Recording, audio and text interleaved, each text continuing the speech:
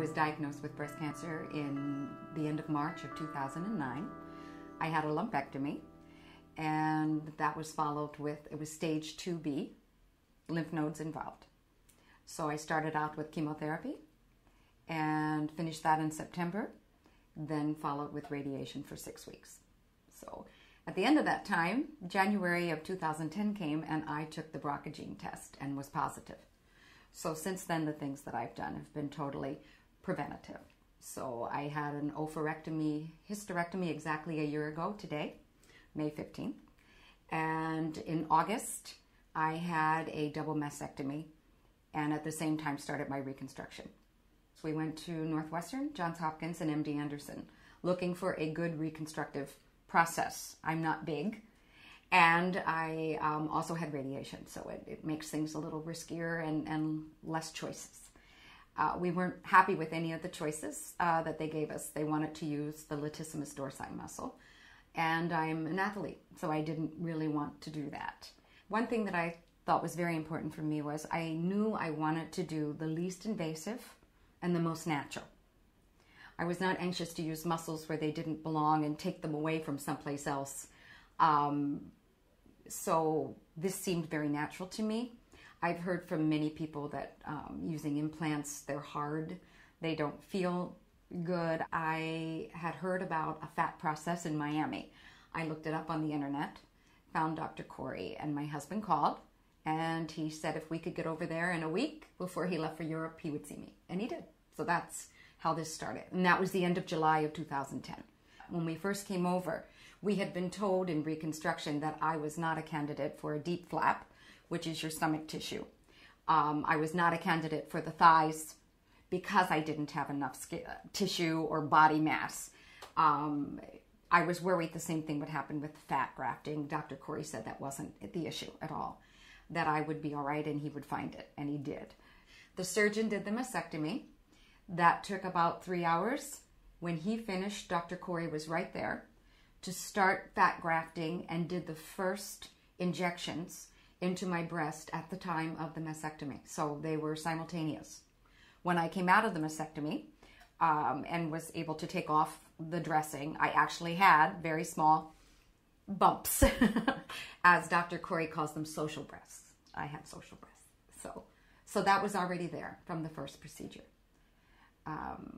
Second procedure, he was able to do more on the right because that breast was taken off totally for preventive purposes. There was no radiation there. The second breast takes longer because I have the scar tissue from the radiation. So it's taken him longer there to pull the tissues out and insert the fat. So at the same time, what he was doing was breaking up the scar tissue on the radiated side, which has been very helpful for me because now it's much softer, it's not hard, and I can feel. So that's my big benefit, is that I can feel both breasts, which is great.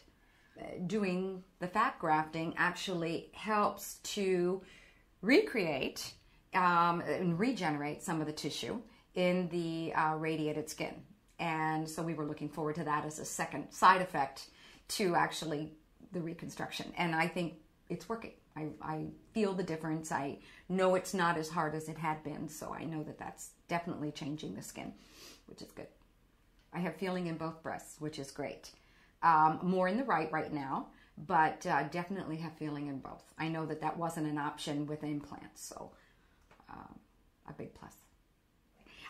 Wearing the Brava is, I call them the Madonna domes, because they're heavy, they're big, and you feel like a Viking when you first put them on.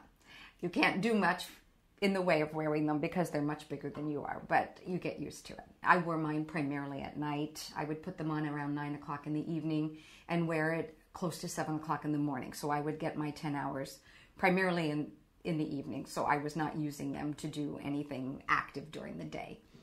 So that was fine.